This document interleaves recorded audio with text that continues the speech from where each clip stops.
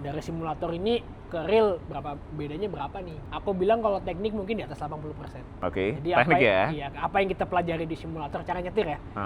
Misalnya dari paling basic dari racing line, dari cara ngerem, cara ngelepas ngerem, cara lepas remnya, cara belokin setirnya gimana, cara mainin berat mobilnya gimana, itu bisa ke carry ke asli.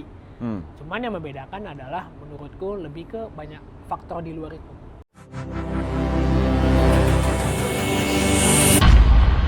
Gizmo Talk Podcast by Gizmology.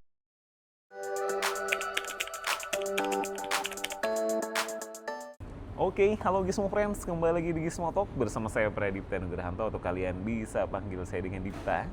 Dan ada Andika Rama Ramstick Maulana. Halo. Oke. Halo guys. Jadi pulang kita tawarin balap di sini. Bilang secara ekonomis tidak punya saya gitu kan. Ekonomi nggak punya, ini nggak punya segala macam. Udah kosongan dah. Udah lu badan aja. Paling lu cari pinjaman helm. Oke. Bener nih gitu ya. Udah balap pertama kali tuh balap di Sentul tuh. Hasilnya cukup memuaskan lah waktu itu lah. Lanjut timnya si dianya seneng. Lanjut sampai 2016 akhir. Nah, 2016 akhir tiba-tiba ada telepon sama Om Fitra. Di situ lah my life change gitu.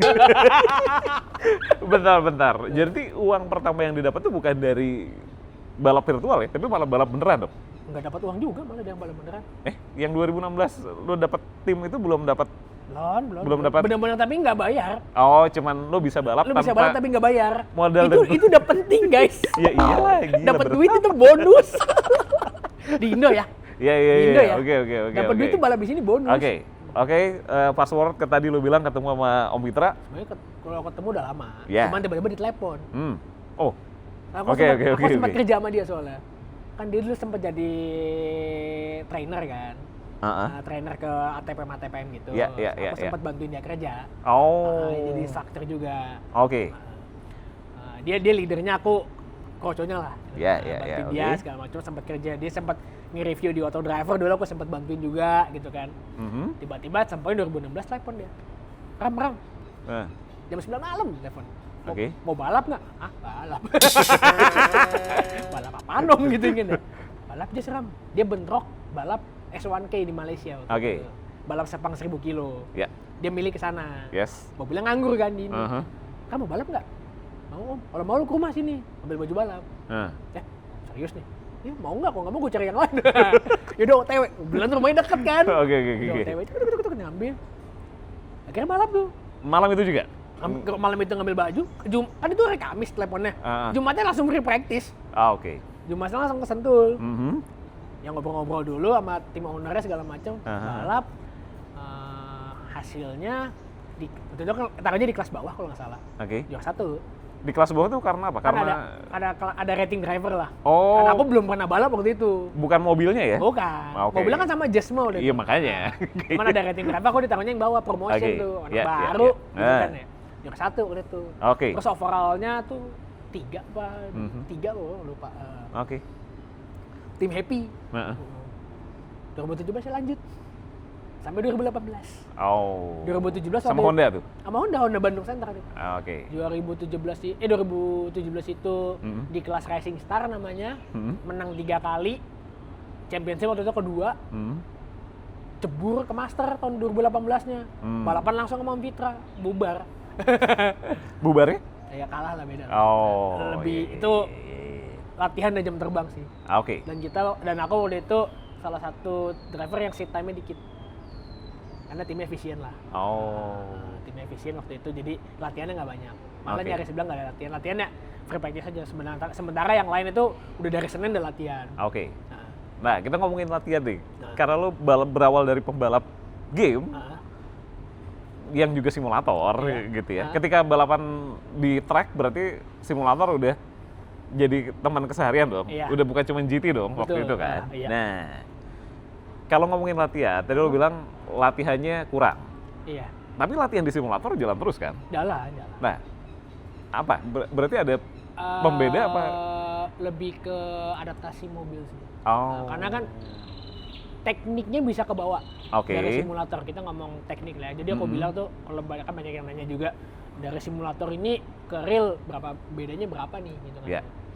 Aku bilang kalau teknik mungkin di atas 80%. Oke, Jadi teknik ya. Iya, apa yang kita pelajari di simulator, cara nyetir ya. Uh-huh. Misalnya dari paling basic dari racing line, dari cara ngerem, Oke. cara ngelepas ngerem, cara lepas remnya, cara belokin setirnya gimana, Oke. cara mainin berat mobilnya gimana. Itu bisa ke carry Oke. ke asli. Cuman yang membedakan adalah menurutku lebih ke banyak faktor di luar itu. Kayak faktor setup mungkin, faktor cuaca, faktor kondisi aspal, faktor goyang-goyang segala macem. Yang tidak mungkin bisa. Agak susah direplicate ke simulator. Oh. Karena even kita di simulator nih, kita ngomong sama-sama, kita bikin sama-sama jazz sama jazz nih. Jazz di simulator sama jazz di asli. Bannya aja beda. Beda ya? Ya kita mau dapetin data ban yang kita pakai di balap ke real life dari mana? Oh. Misalnya dari data ban di real life nih, kita mau pindahin ke sim. Si bisa tuh nyari datanya. Kan Susah nebak ya? ujungnya. Black magic ujung-ujungnya. Bannya aja udah beda. Oke. Mungkin kalau fisikanya beratnya mungkin bisa dikopi-kopi lah gitu. Berat, terus inersia mobilnya bisa dihitung-hitung. Cuman kalau ban mobil ini sama shock breaker itu yang agak nebak. Teknologinya masih belum nyampe berarti? Sampai sekarang pun masih belum bisa? Kayaknya kalau ke consumer level sih sampai kiamat nggak akan ketemu sih. Kirain udah bisa gitu sekarang. Kalau kita ngomong level F1 ya. Oh. Ya, atau nggak tim-tim besar gitu iya. Yang bisa misalnya let's say kita kayak balap GT3 nih. Kita bisa minta data bannya sama Pirelli misalnya gitu atau Michelin gitu. Oke. Ya bisa aja mungkin. Emang kan kalau kita sebagai end user nggak bisa yang mendekati aja udah syukur gitu loh. Kalau mau kita ngomong sama sih ya susah ya gitu ya. Oke. Mendekati oke lah gitu. Selain mobilnya tadi kalau lo bilang cuaca dan lain-lain belum bisa juga, teknologi sekarang belum bisa mereplikasi itu. Cuaca mungkin bisa. Cuaca mungkin bisa, cuman kan cuaca mungkin nanti akan korelasinya ke mesin sama temperatur ban. Nah kalau ngomongin mesin, di simulator kan nggak ada mesin realnya kayak di mobil.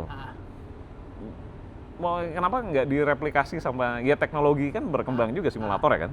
Kenapa mesinnya tuh nggak direplikasi juga ke simulator? Kalau secara power bisa.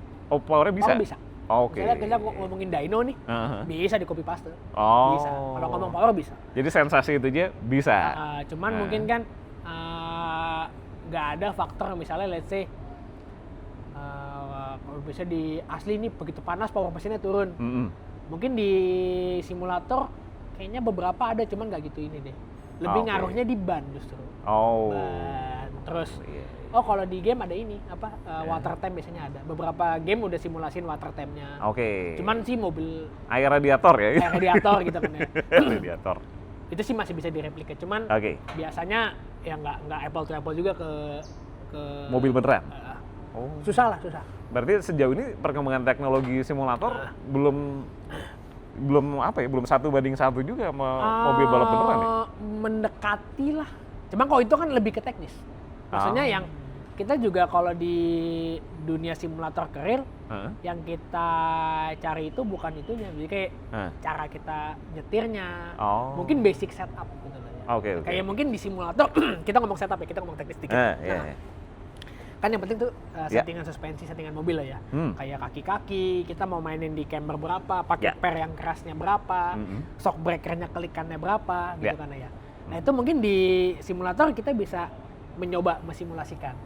Cuman tetap aja dibawa ke real life, nggak bisa dibawa plak ketiplak. Biasanya mungkin approach-nya yang akan kita bawa. Jadi prinsipal yang kita bawa.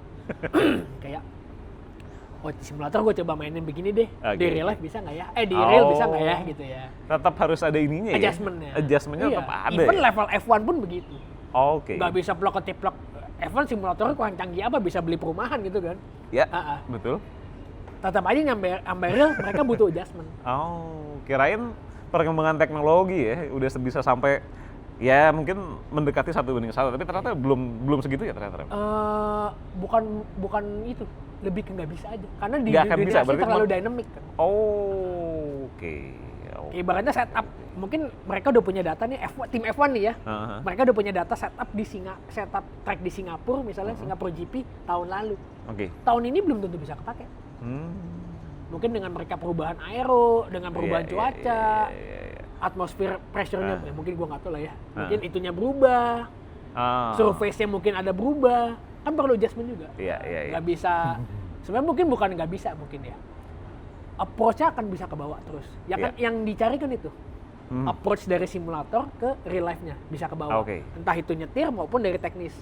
Nanti di real life pasti akan butuh adjustment. Pasti. Nah, ini ngomongin simulator. Lu masih kerja sama, kalau yang gue tahu kan dulu lu kerja di salah satu vendor simulator racing. Owner waktu itu. Co-owner lah waktu itu. Co-owner malahan kan? Co-owner jatuhnya. Masih sampai sekarang? Iya masih dong. Atau sekarang behind the scene aja. Jadi karena aku 2020 gabung sama tim e-sport, jadi aku waktu itu memutuskan, ya udah aku fokus di sini. Nah, kita sebelum ke tim e-sport ngomongin yang tadi dulu, yang jadi co-owner itu kan GT Sim ya? Iya, GT Sim. GT Sim punyanya? Aku dulu yang ownernya. Sama partnernya sama pembalap juga kan? Pembalap siapa? Oh, Rizal tuh pembalapnya. Iya. Iya pembalap rally dulu Rizal. Oh iya benar.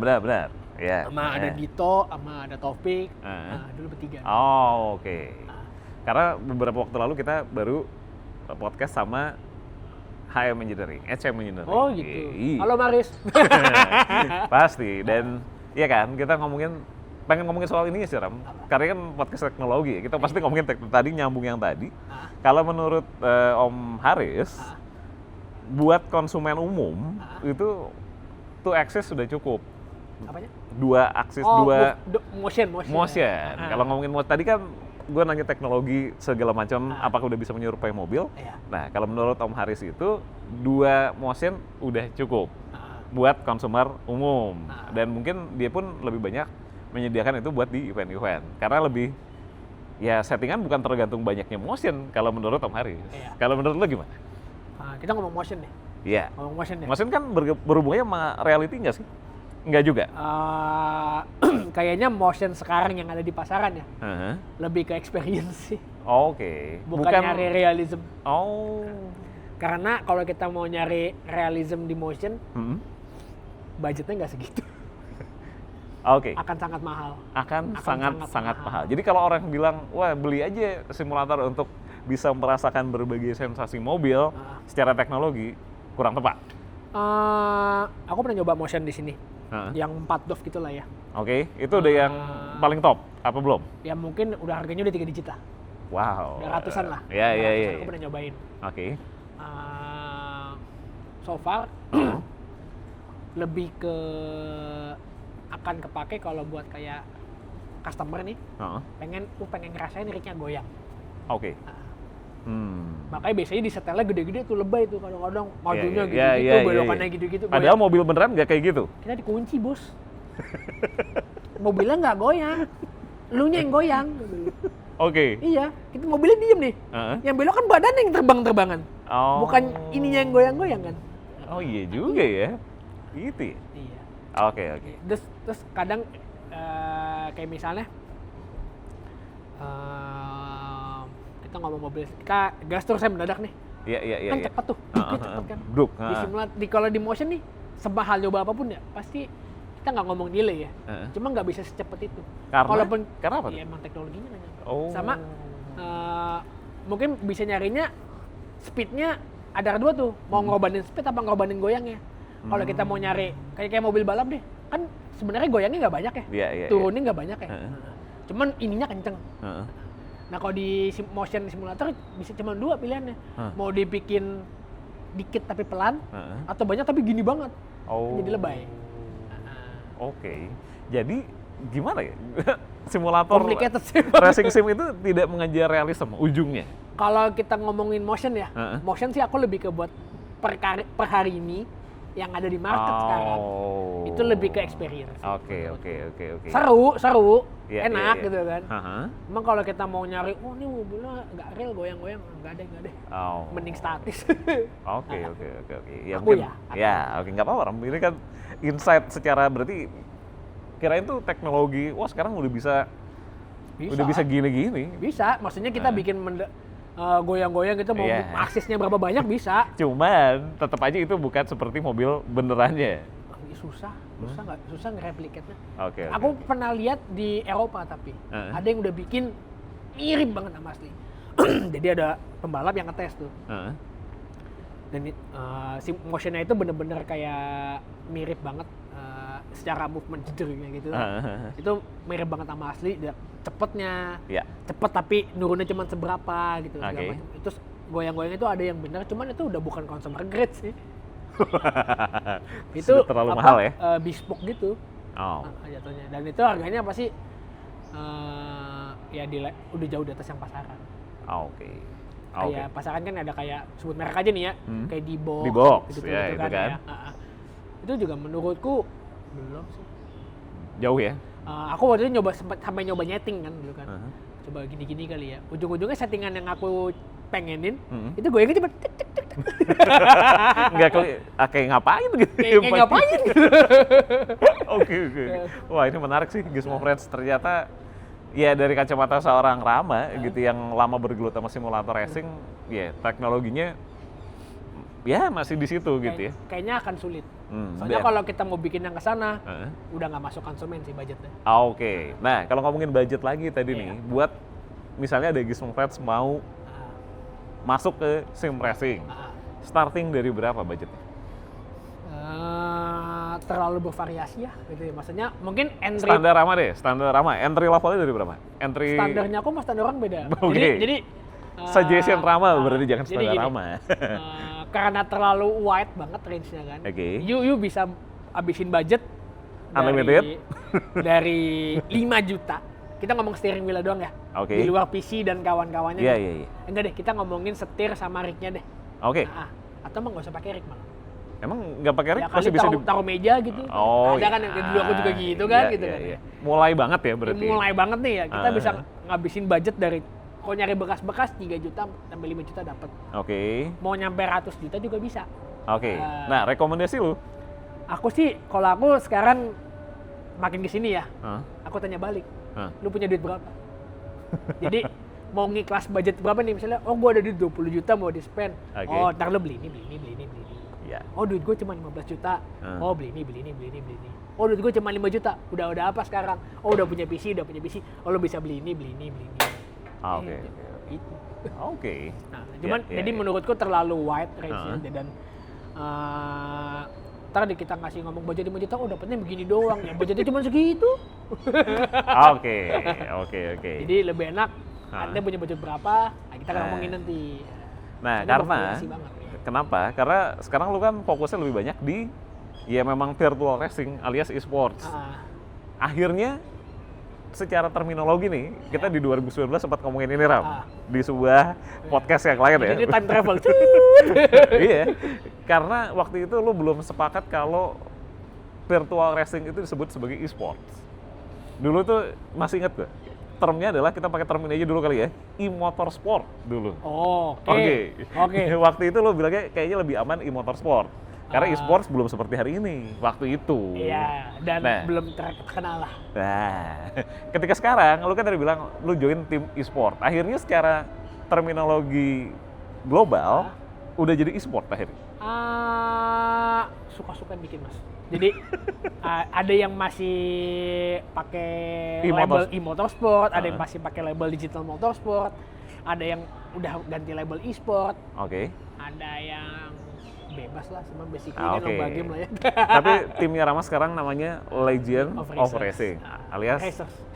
Legion of Racers. LOR. Itu tim dari Singapura. Ceritanya gimana lo bisa akhirnya direkrut? Oke. Jadi waktu itu si tim LOR ini mereka bikin lomba, bikin championship, main Gran Turismo waktu itu. Bikin championship, lalu pemenang top 3-nya kalau nggak salah. Tahun berapa? 2019. Berarti after lu balapan beneran, lu balik lagi. Iya. Perjalanannya ke situ ya ternyata ya. Oke. Sebenarnya di pas balapan beneran ada juga balapan gamenya gitu kan. Cuman 2019 tuh waktu itu si timnya itu bikin championship. Dunia? Sekali dunia? Enggak, Asia doang. Asia doang. Top 3-nya itu diberangkatin ke Singapura. Mereka ada lomba lagi. Offline? Enggak, on the spot. Gamescom apa aku lupa tuh di Singapura. Ada acara game festival gitu. Mereka bikin booth. Di sana bikin lomba lagi. Lawan berapa orang? Kayaknya nggak banyak nih, 10 berapa. Oke, itu udah saringan dari negara-negara? Malaysia, Filipina, Indo gitu kan. Individu apa tim? Apa? Masih individu waktu itu berangkat. Hajatannya individu waktu itu. Iya. Berangkat, top 3-nya jadi drivernya mereka. Dan pasti menang dong. Sudah bisa tidak perlu dibantah lagi. Alhamdulillah menang. Nah. Ini kita ngomongin soal menang. Itu tuh ya nggak tahu ya. Kalau beberapa kali ngobrol sama virtual racer gitu atau ya e-motorsport racer gitu atau apapun itu namanya gitu ya.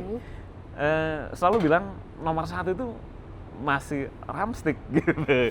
Dari tahun 2019 sampai tahun 2000 mungkin sampai hari ini. Kemarin ngobrol sama Mas Haris juga. Mas, menurut lu Ramstick masih nomor 1 di balapan virtual? Ya kayaknya sih ya. Belum ada yang ngalahin kecepatannya. Tapi secara data benerannya gimana sih, Ram? Enggak sih. Sekarang banyak yang jago-jago kok. Di Indo ya, kita ngomong di Indo. Di Indo semakin kesini sih aku lihat regenerasinya udah ada berarti? Slowly but sure. Dan beberapa memang super talented. Jadi lu pernah kalah juga? Pernah lah. Lu nggak, maksudnya di kompetisi bukan di latihan ya? Di Indo pernah. Pernah lah? Pernah kalah ya, tapi masih podium sih. Masih podium. Setidaknya ya? Setidaknya masih podium lah, cuman pernah gitu loh, pernah. Oke. Dan memang banyak yang jago-jago di Indo ini. Tapi kan, di LOR lu kapten kan? Kapten. Oke. Masa nggak boleh kalah? Kapten juga bisa kalah ya? Kita menerima aja kalah gitu kan. Kalau misalnya ada yang lebih kenceng, berarti motivasi. Kita harus latihan lagi gitu kan. Kalau kalah gitu, biasanya apa sih perkaranya? Apakah perkara, kayaknya kalau rig-nya nggak mungkin ya? Emang kalah aja. Emang kalah kenceng aja. Gitu ya? Ujungnya ya? Atau nggak kalau hoki. Oke. Bukan koneksi internet ya? Koneksi internet. Kalau main lokal-lokal sih jarang lah ya gitu. Cuman kalau hoki mungkin misalnya let's say pas misalnya balapannya ada hujannya misalnya gitu. Kalau hujannya kalah gitu, salah setting. Nggak tepat timing masuk pitnya atau gimana, salah setting mungkin bisa jadi. Atau juga ya misalnya tiba-tiba ketabrak orang gitu, kita nggak tahu kan gitu. Atau ya banyak lah kadang kesalahan bodoh gitu loh. Cuman kalau kita balik lagi ke regenerasi gitu lah ya. Sekarang sih di Indonesia menurutku udah mulai banyak yang jago-jago. Yang main banyak, yang baru main banyak. Cuman mungkin yang jago-jago ada beberapa, nggak banyak sih. Cuman ada lah. Soalnya yang pentolan-pentolannya sekarang udah mulai ada. Gitu. Ya. Dan terakhir, lu tadi udah sempat balap